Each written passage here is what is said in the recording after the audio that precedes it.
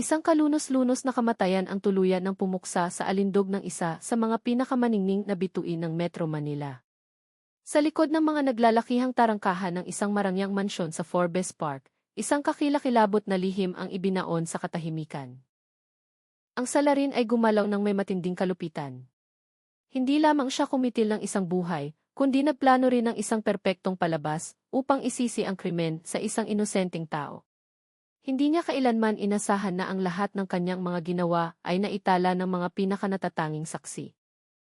Ang katotohanan ay malapit ng mabunyag, mas hubad at mas masakit pa kaysa sa anumang drama. 6:00 pa lamang ng umaga, si Aling Maria, isang part-time na kasambahay, ay nakasanayan ng magmaneho ng kanyang lumang motorsiklo patungo sa naglalakihang bakal na tarangkahan ng isang mansyon sa eksklusibong subdibisyon ng Forbes Park. Tulad ng dati, pinindot niya ang doorbell, ngunit nakapagtataka na walang nagbubukas ng pinto. Sa pag-aakalang tulog pa ang mga tao sa loob, ipinasok niya ang passcode upang makapasok mag-isa. Ang paligid ay nakakatakot sa sobrang tahimik, malayong-malayo sa nakasanayang ingay nito. Isang matapang na amoy ng alak ang agad na sumalpok sa kanyang ilong. Isang bagay na bihirang mangyari.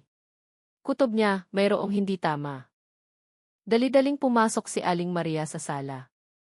Ang eksena sa kanyang harapan ay nagpatigas sa kanya sa kinatatayuan. Isang antigong florera ang basag na basag sa sahig. Nakakalat ang tubig nito. Ilang unan sa sofa ang tila nagulo at naihagis kung saan-saan. Mabilis ang kabog ng kanyang dibdib. Sumigaw siya, maamaya. Sir Dante.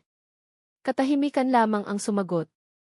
Nanginginig siyang umakyat sa hagdan patungo sa master bedroom. Bahagyang nakabukas ang gawa sa nara na pinto. Dahan-dahan niya itong itinulak at pumasok. Isang tili ang naipit sa kanyang lalamunan. Si Maya Santos, ang kanyang maganda at nakababatang senyora, ay nakahandusay at hindi gumagalaw sa ibabaw ng puting bedsheet. Magulo ang kanyang damit.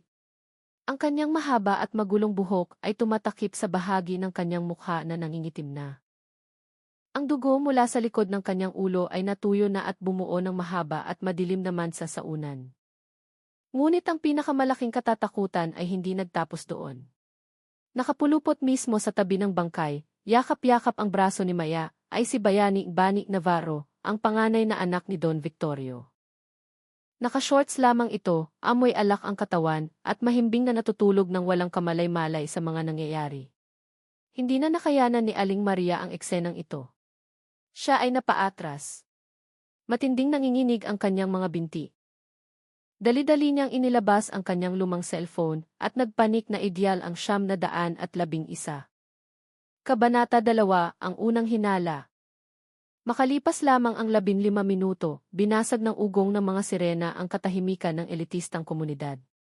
Ang mga puwersa mula sa Philippine National Police, ZI, ay mabilis na dumating at naglagay ng police line sa buong pinangyarihan ng krimen. Ang mga investigador at ang forensic team mula sa Scene of the Crime Operatives, SOCO, ng National Capital Region Police Office, NFERPO, ay masusing sinimulan ang kanilang trabaho. Bawat maliit na bakas ay maingat na kinolekta. Si Police Colonel Pico Hector Gutierrez, ang hepe ng Criminal Investigation and Detection Group, SID, ang personal na namuno sa lokasyon. Matapos ang halos 3 oras na investigasyon, nabuo ang mga unang konklusyon. Ang biktimang si Maya Santos ay namatay dahil sa matinding blunt force trauma sa ulo. Ang oras ng kamatayan ay tinatayang nasa pagitan ng 12:00 ng hating gabi hanggang 2:00 ng madaling araw. Ang crime scene ay nagpapakita ng mga palatandaan ng panlalaban at pagpupumiglas. Batay sa katotohanang natagpuan si Bani Navarro sa lokasyon na lasing, gusot ang damit, at nakahiga sa tabi ng biktima, dagdag pa ang kanyang kasaysayan ng problema sa pag-iisip. Lahat ng unang hinala ay nakatuon sa panganay na anak. Ang teoryang lumabas ay, habang lasing, pumasok si Bani sa kwarto ng kanyang madrasta na may layuning gumawa ng sexual na pang-aabuso. Lumaban ng matindi si Maya na nauwi sa isang trahedyang kamatayan. Ang bangkay ng biktima ay agad na dinala para sa mas detalyadong forensic autopsy.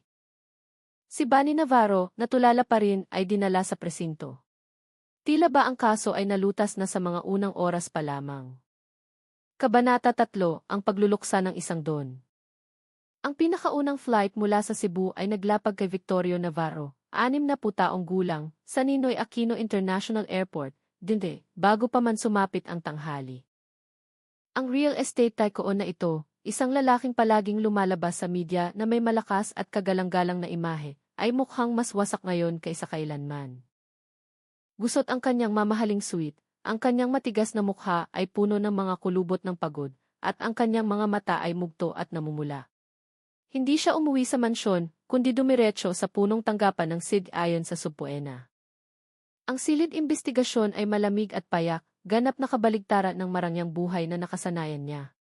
Sa kanyang harapan ay nakaupo si Pico Hector, isang lalaking may matalim na titig at nakakatakot na kalmado.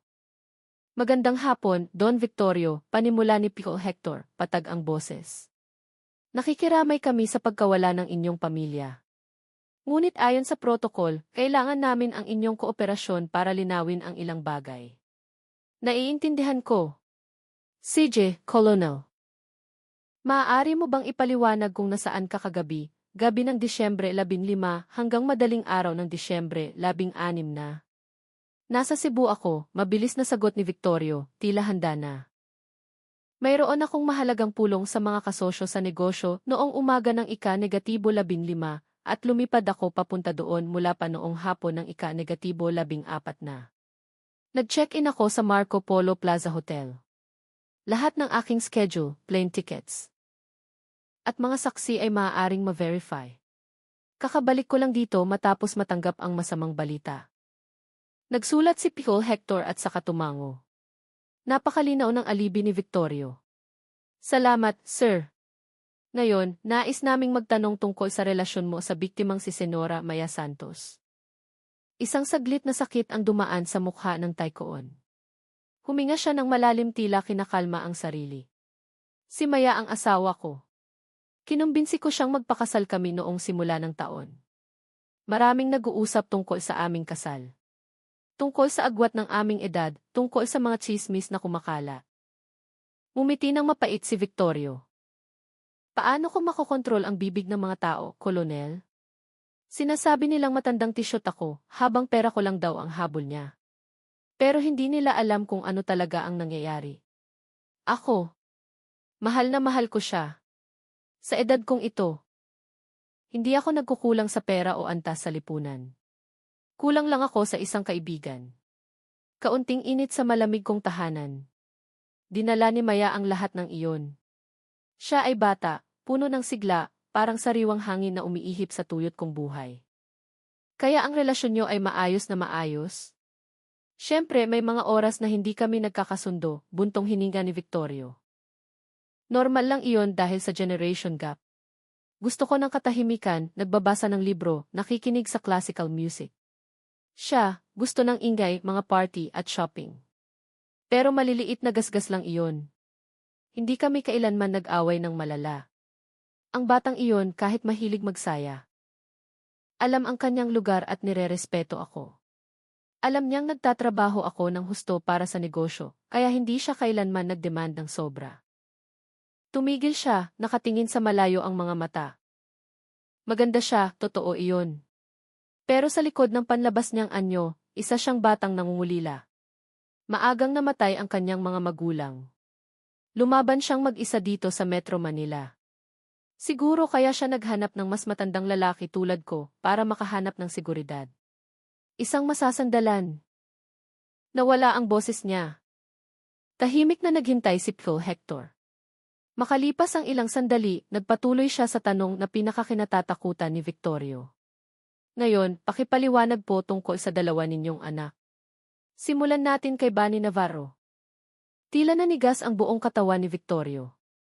Ang sugat ng pagkawala ng asawa na hindi pa naghihilom ay nadagdagan pa ng sakit ng isang ama.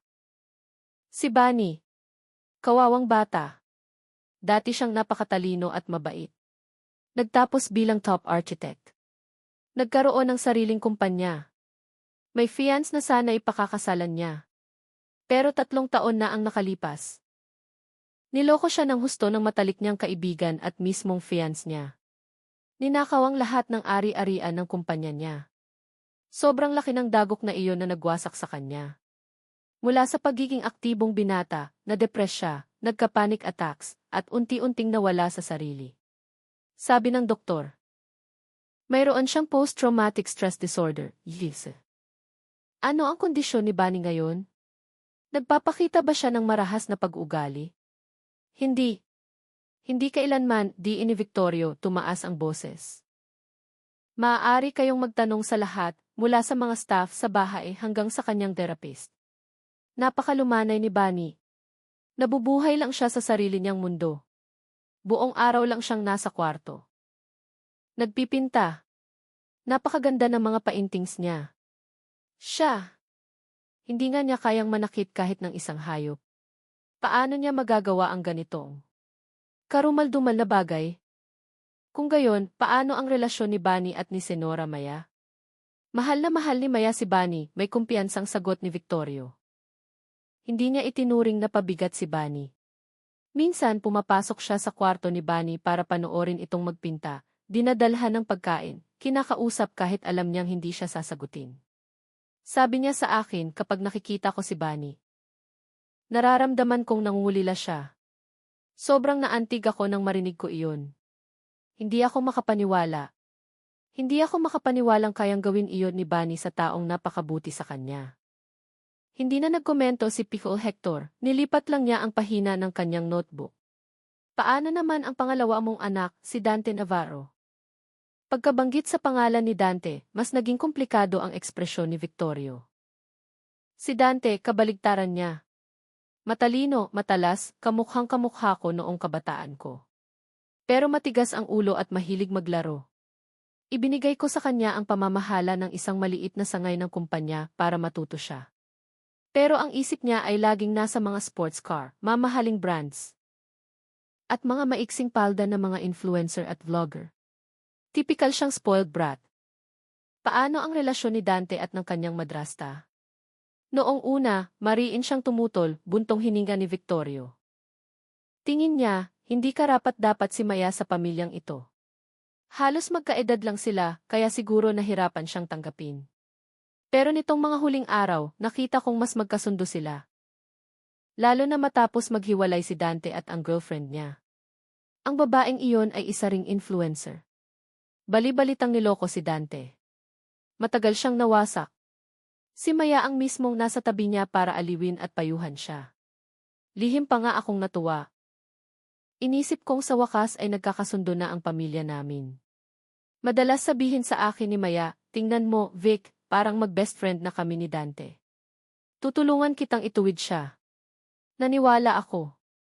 Naniwala ako sa ganoon. Iniyuko ng lalaki ang kanyang ulo sa mesa. Nanginig ng matindi ang kanyang mga balikat. Isang lalaking buong buhay na tinitingala sa mundo ng negosyo ay ganap na nawasak sa harap ng trahedya ng kanyang pamilya. Namatay ng karumal-dumal ang kanyang asawa. Ang kanyang anak na may sakit sa pag-iisip ang pangunahing suspect. Habang ang isa pa ay hindi niya alam kung nasaan. Hindi niya alam na ang kanyang mga patotoo na puno ng pagdadalamhati at tiwala, nang hindi niya namamalayan, ay nagbukas ng unang mahalagang kawing sa isang mas nakakakilabot na katotohanan. Kabanata 4, ang paghuli sa libing. Batay sa mga nakuhang ebidensya sa pinangyarihan at mga paunang salaysay, opisyal na sinimulan ng pulisya ang investigasyon para sa kasong pagpatay. Si Bunny Navarro, bagamat hindi matatag ang mentalidad, ay nanatiling nakakulong para sa investigasyon. Mabilis na lumabas ang balita sa publiko at naging laman ito ng mga balita sa telebisyon at social media. Ang mga online news portal ay naglabas ng mga nakakagimbal na headlines, trahedya ng pamilyang Navarro, anak na may sakit sa pag-iisip, pinatay ang madrastang socialite, at kasuklam-suklam na krimen, nayanig ang Forbes Park. Kumulo ang opinyon ng publiko. Karamihan ay naniwala sa paunang teorya ng pulisya. Kumalat ang mukha ni Bunny kahit saan, kasabay ng mga malulupit na komento at husga na walang awa. Si Don Victorio Navarro ay tila nahulog sa isang malalim na bangin. Sa loob lamang ng isang gabi, nawala ang kanyang batang asawa at ang kanyang kaawa-awang anak ngayon ay nasa bingit ng matinding parusa dahil sa isang kakilakilabot na krimen. Kahit wasak, kailangan niyang maging matatag para asikasuhin ang burol ng asawa. Kumbinsido siyang inosente ang kanyang anak, Ngunit tila laban dito ang lahat ng ebidensya. Umaasa na lamang siya sa hustisya ng batas. Makalipas ang ilang araw, ginanap ang seremonya ng libing ni Maya Santos sa isang high-end na memorial chapel sa Metro Manila. Binalot ng pagluluksa ang paligid. Ang mga kaibigan ni Maya, na karamihan ay mga modelo at influencer na nakasuot ng magarbo, ngunit may malulungkot na mukha, ay nagtipon sa isang sulok habang nagbubulungan. Dumating din ang mga business partners ni Don Victorio para makiramay. Ang mga pakikipagkamay at klitsch na salita ng pag-aliw ay lalo lamang nagpabigat sa sitwasyon. Sa gitna ng karamihan, lumitaw si Dante Navarro na nakasuot ng mamahaling itim na suit. Maayos ang kanyang buhok. Nakasuot siya ng sunglasses na tumatakip sa halos kalahati ng kanyang mukha. Ngunit hindi nito naitago ang bakas ng pagod at matinding pagluluksa. Nakatayo siya sa tabi ng kanyang ama. Paminsan-minsan ay itinataas ang kamay upang pahirin ang mga luhang umaagos sa kanyang pisngi. Niyakap niya ang mga kaibigan ni Maya at nanginginig na nagsabi, "Pakiusap, mag-ingat kayong lahat. Huwag nating hayaang mangyari ang trahedyang ito kahit kanino." Ginampanan niya ang kanyang papel bilang isang kapatid at bilang isang matalik na kaibigan na nawalan ng kapatid at soulmate. Nang napaka-perpekto na walang kahit sinong nagduda. Lahat ay nakatingin sa kanya ng may simpatiya, naaawa sa tagapagmana na kailangang pasanin ang ganitong katinding dago. Tiningnan ni Don Victorio ang kanyang pangalawang anak. Bahagyang gumaan ang kanyang puso. Kahit papaano, sa pinakamasaklap na sandaling ito, may isa pa siyang anak na nasa tabi niya. Naging mapayapa at malungkot ang seremonya nang biglang, mula sa labas ng chapel, isang grupo ng mga nakaunipormeng pulis ang pumasok. Nangunguna sa kanila si Pico Hector Gutierrez. Ang kanilang pagdating ay nakapagpagulat sa lahat ng naroon. Bumalot ang katahimikan at ang natira na lamang ay ang malungkot na himig ng musika ng burol. Walang imik na naglakad ng diretso si Pico Hector patungo sa mag-ama. Hindi niya tiningnan ang nalilitong ama, kundi itinuon ang kanyang matalim na titig sa mukha ni Dante Navarro. Ang mukha ni Dante na kanina ay nagdadalamhati ay biglang namutla sa likod ng kanyang sunglasses. "Dante Navarro," umalinggaw ang matigas na boses ni Pico Hector sa buong chapel. "Inaaresto kita dahil sa iyong direktang pagkakasangkot sa kamatayan ni Senora Maya Santos. Sumama ka sa amin sa headquarters." Dalawang opisyal ang mabilis na lumapit at hinawakan ang magkabilang braso ni Dante. Ang malamig na posas ay ikinandado sa kanyang mga pulso na may tuyong tunog ng pagklik. Nanigas ang lahat ng nasa paligid. Halos matumba si Don Victorio. "Ano? Anong ginagawa niyo? Siguradong may pagkakamali. Si Bunny ang salarin. Bakit niyo hinuhuli si Dante?" Sa sandaling iyon, hinulog ni Dante ang kanyang maskara. Siya ay nagpumiglas at sumigaw, "Bitawan niyo ako. Maling tao ang hinuhuli niyo. Inosente ako. Dad, tulong, Dad." Ngunit huli na ang lahat. Mabilis siyang dinala paalis, iniwan ang burol sa isang matinding kaguluhan, kasama ang daan-daang matang ng lalaki at walang tigil na bulungan. Ang kaso na tila tapos na ay biglang lumiko sa isang direksyong hindi inaasahan, mismong sa kalagitnaan ng burol ng biktima. Kabanata 5, ang mga piping saksi. Sa silid investigasyon ng PIPSED, hindi na mapanatili ni Dante Navarro ang kanyang elegante at nagluluksa na anyo tulad ng sa burol. Nakaupo siyang nakayuko sa malamig na silyang bakal. Namumutla ang kanyang mukha at patuloy na gumagalaw nang hindi mapakali ang kanyang mga mata. Matigas pa rin siyang tumatanggi, paulit-ulit ang sinasabi, "Wala akong alam. Na-set up ako. Maling tao ang hinuli niyo. Ang kapatid ko ang pumatay." Sa kanyang harapan, nanatiling kalmado si Pico Hector. Hindi siya nagmamadali. Tahimik lang siyang nagmamasid sa pagkasira ng lalaking nagtatangkang gampanan ang huling yugto ng kanyang palabas. Nang halos mapaos na si Dante sa kasisigaw, doon lamang nagsalita si Hector. Mahina ang kanyang boses, ngunit puno ng otoridad. "Sinasabi mong ang kapatid mo ang salarin. Kung gayon, paano mo ipapaliwanag ito?" Nagbigay ng senya si Pico Hector. Isang imbestigador ang naglagay ng serye ng malalaking larawan sa ibabaw ng mesa. Mga larawan ito ng mga paintings. Mga sketch na ginawa gamit ang uling, charcoal, sa puting papel. Medyo nanginginig at tila gawa ng bata ang mga guhit, gawang baguhan, ngunit mayroong nakakakilabot na lakas. Ang unang guhit ay nagpapakita ng isang lalaki at babae na nakayakap sa tabi ng swimming pool. Nakatalikod ang lalaki, ngunit ang bulto ng katawan, hairstyle, at mamahaling damit ay walang dudang si Dante Navarro. Ang babae, na may mahabang buhok at nakakabighaning ngiti, ay si Maya Santos. Nanlaki ang mga mata ni Dante. Sa pangalawang guhit, nakaupo sila sa sofa ng sala. Nakahilig ang ulo ng babae sa hita ng lalaki. Ikatlong guhit, palihim silang naghahalikan sa isang tago at liblib na sulok ng hardin. At tuloy-tuloy pa ito, dose-dose ng mga sketch ang inilatag, muling binubuo ang buong ipinagbabawal na relasyon ni Dante at Maya sa bawat sulok ng mansyon. Ito ang mga iginuhit na natagpuan namin sa kwarto ni Bunny Navarro, sabi ni Pro Hector. Maaaring may sakit siya, pero hindi siya bulag. Nakita niya ang lahat at iginuhit niya ang lahat. Siya ang piping saksi ng inyong ipinagbabawal na relasyon. Nagsimulang manginig si Dante. Mga drawing lang yan. Walang napatutunayan yan. Baliw siya. Paano kung imahinasyon niya lang yan? Imahinasyon? Kung ganun, paano mo ipapaliwanag itong mga huling guhit? Inilabas niya ang dalawang huling larawan. Ang una ay naglalarawan kina Dante at Maya na matinding nag-aaway. Ang pangalawa ay mas nakakakilabot, ipinakita si Dante na itinutulak si Maya hanggang sa mahulog at tumama ang ulo nito sa gilid ng kama. Magaspang ang mga guhit ngunit napaka-ekspresibo. Nahuli nito ang bawat detalye ng takot sa mukha ng biktima at ang baliw na galit ng salarin. Iginuhit muli ng kapatid mo ang buong pinangyarihan ng krimen, Dante Navarro. Hindi. Hindi maaari, nautal na sabi ni Dante habang naliligo siya sa sarili niyang pawis. Hindi pa tapos si Pro Hector. Inusob niya ang isang forensic report palapit kay Dante. Ang similya na natagpuan sa loob ng katawan ng biktima ay hindi nagmatch sa essay ni Bunny. Ngunit ang ihhe na iyon ay 100% na tugma sa essay mo na nakuha namin sa upos ng sigarilyong itinapon mo sa chapel kanina. Higit pa rito. Sa ilalim ng mga kuko ng biktima ay may natagpo ang bakas ng balat at tissue. Iyon ang resulta ng kanyang paglaban noong kinalmot kanya. At ang ihhe mula sa tissue sample na iyon ay sa iyo rin. At ito pa, isang investigador ang nagpatong ng cellphone ni Maya sa mesa. Narecover namin ang lahat ng data nito. Mayroong daan-daang matatamis na mensahe sa pagitan ninyong dalawa.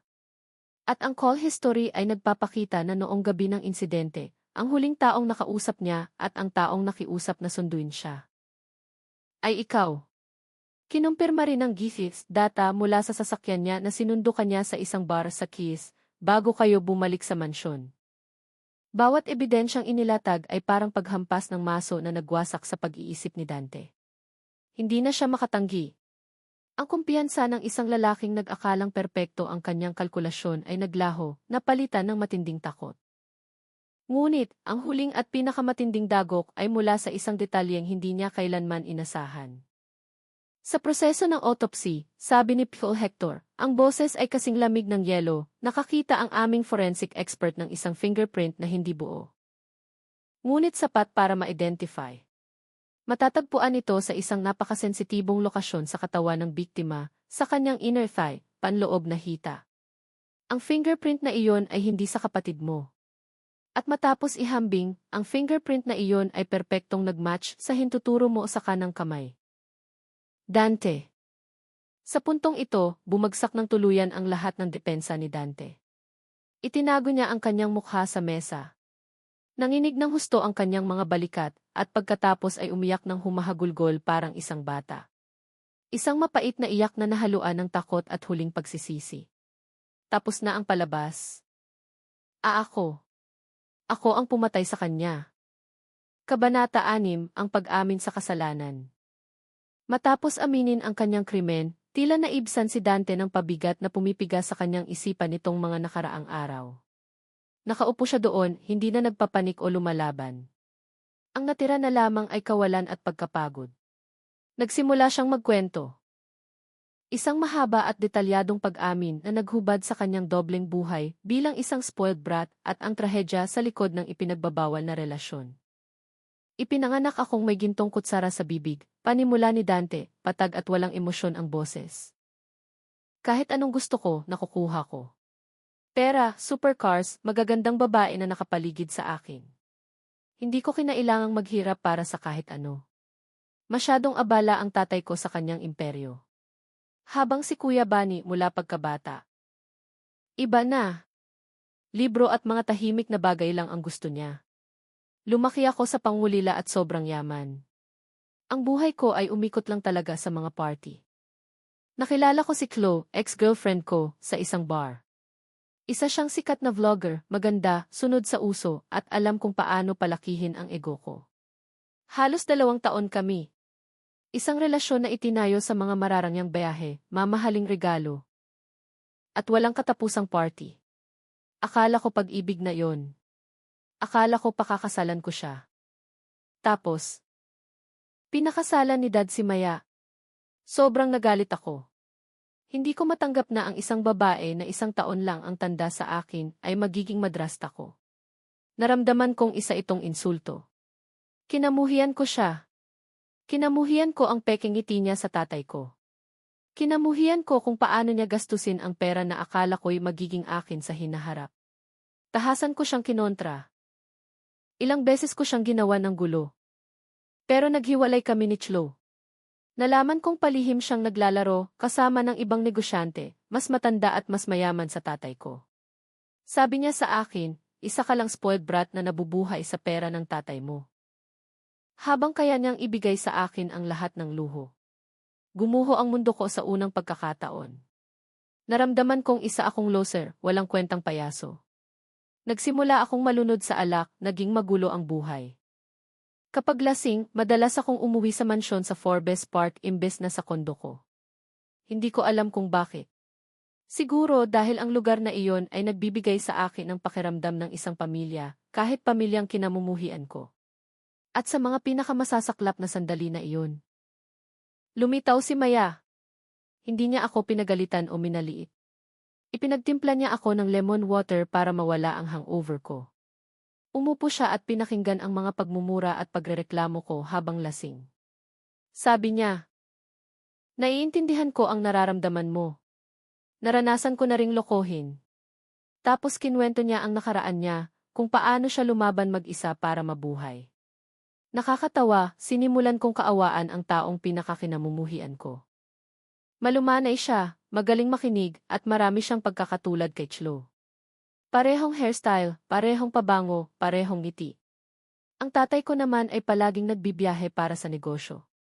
Sa malaking mansyon na iyon, kami lang 3, ako, siya, at si Kuya Bani. Na parang multo sa sobrang tahimik.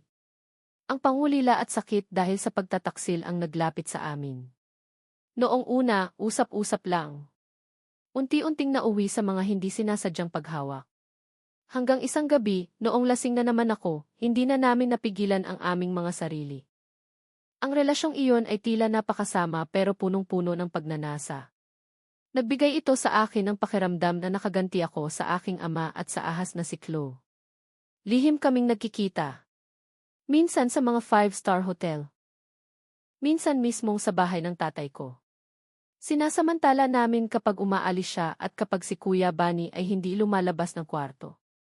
Ginawa namin yon kahit saan, mula sa sala, sa swimming pool. Hanggang sa home theater. Nang hindi namin namamalayan na may isang pares ng mga mata na laging palihim na nanonood at inirecord ang lahat.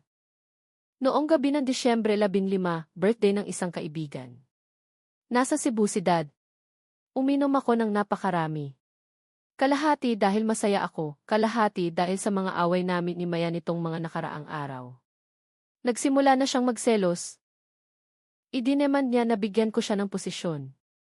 Gusto niyang kausapin ko si Dad, gusto niyang maging public kami. Alam kong imposible iyon. Tinawagan ko siyang sunduin ako, hindi na malinaw ang pag-iisip ko. Pagdating sa mansyon, gusto kong may mangyari sa amin sa master bedroom. Pero tinulak niya ako. Sabi niya, bahay ito ng asawa niya. Hindi niya raw kayang gawin iyon doon. Sabi niya, sawang-sawa na siya sa patago-tagong relasyon na ito. Nag-away kami. Minura ko siya, tinawag ko siyang ipokrita. Bayarang babae. Sinampal niya ako at gumanti, tinawag akong spoiled brat na walang silbi na palamunin lang ng tatay niya. Ang mga salitang iyon ang nag-trigger sa pinakamalaking sugat at inferiority complex ko. Sumabog ang alak at galit ko. Nawala ako sa sarili. Sinugod ko siya, pinunit ko ang damit niya, sumisigaw na isa rin lang siyang puta. Lumaban siya ng matindi, kinalmot ako. Sa pagpupumiglas na iyon, buong lakas ko siyang itinulak. Ang intensyon ko lang sana ay itulak siya para bumagsak sa kama. Pero hindi ko inasahan na mawawalan siya ng balanse. Tumilapon siya pahiga at tumama ang likod ng ulo niya sa matulis na kanto ng kama. May narinig akong malakas na kalabog. Tumahimik siya. Nagsimulang umagos ang dugo mula sa likod ng kanyang ulo. Niyugyug ko siya, tinawag ang pangalan niya, pero hindi siya sumasagot. Nanginginig kong kinapa ang pulso niya. Wala nang tibok. Patay na siya. Ang unang naisip ko ay tumawag ng ambulansya, tumawag ng pulis. Pero nilamon ako ng takot. Takot na makulong, takot na harapin si Dad, takot na mawala ang lahat. Nagsimulang gumana ang malamig kong isip. Kailangan kong makatakas sa batas. Alam kong walang kifizi ang mansyon na ito. Ang tanging tao sa bahay ay si Kuya Bunny at may sakit siya. Ang mga taong may problema sa pag-iisip ay hindi pwedeng kasuhan ng krimen. Isang malupit na ideya ang pumasok sa isip ko. Naging kalmado ako sa nakakatakot na paraan. Nilinis ko ang crime scene. Pinunasan ko lahat ng fingerprints ko. Pumunta ako sa kwarto ni Kuya Bunny. Sa likor kabinet niya, laging may ilang bote. Inalok ko siyang uminom, sinabing may magandang balita. Sadyang malambot ang puso niya, at nang makitang kapatid niya ang nag-aaya, hindi siya tumanggi. Nang malasing siya ng husto, inakay ko siya papunta sa kwarto ni Maya. Inihiga ko siya sa tabi ng bangkay. Inayos ko ang posisyon na para bang may tangkang rape na nabigo. Ako pa mismo ang nagbukas ng ilang buttons ng damit niya. Pagkatapos ng lahat, umalis ako sa mansyon. Nag-book ako ng Grab pa uwi sa kondo ko sa Keys. Siguradong sigurado ako na perpekto ang plano ko. Sigurado akong sasaluhin ng kuya ko ang lahat ng kasalanan para sa akin. Hindi ko kailanman inasahan, hindi ko kailanman naisip na siya pa mismo, gamit ang mga piping paintings na iyon, ang magbubunyag ng aking krimen. Nagtapos ang pag-amin ni Dante sa gitna ng mga hikbi ng huli ng pagsisisi. Ang palabas na pinaghirapan niyang buuin ay nagwakas ng mapait. Pinabagsak siya mismo ng taong buong lupit niyang ginawang fall guy o scapegoat. Kabanata 7, ang hatol. Ang paglilitis kay Dante Navarro ay ginanap ilang buwan matapos ang insidente at umani ng napakalaking atensyon mula sa buong Pilipinas. Sa harap ng mga hindi mapapasubali ang ebidensya at pag-amin mismo ng akusado, nagkaroon ang hukom ng matibay na basehan upang magbaba ng hatol. Si Dante Navarro ay hinatulang nagkasala at pinatawan ng pinakamataas na parusang habambuhay na pagkakakulong, reclusion perpetua, na walang posibilidad ng parol para sa kasong murder, at karagdagang pagkakakulong para sa mga patong-patong na kasong isinampa sa kanya, kasama na ang perjury. Ang mabigat na hatol na ito ay naging patas na katapusan para sa karumal-dumal na krimeng kanyang ginawa. Hindi lamang siya kumitil ng isang buhay, kundi buong lupit din niyang ipinasa ang kasalanan sa sarili niyang kadugo. Naging malaking babala sa lipunang Pilipino ang kasong ito, tungkol sa trahedyang nag-ugat sa masyadong malayang pamumuhay, mga ipinagbabawal na relasyon, at ang pagkasira ng moralidad. Sana ay naging makabuluhan ang pagsasalin at pag-aangkop na ito para sa iyo. Ang kwentong ito ay sarado na, ngunit ang mga aral na iniwan nito ay mananatiling nakaukit. Sa likod ng kislap ng kayamanan at katanyagan, maaaring magtago ang pinakamadilim na sulok ng puso ng tao, kung saan ang pagnanasa, pagiging makasarili at kalupitan ay maaaring humantong sa isang hindi maiiwasang trahedya. Laging pahalagahan ang moralidad at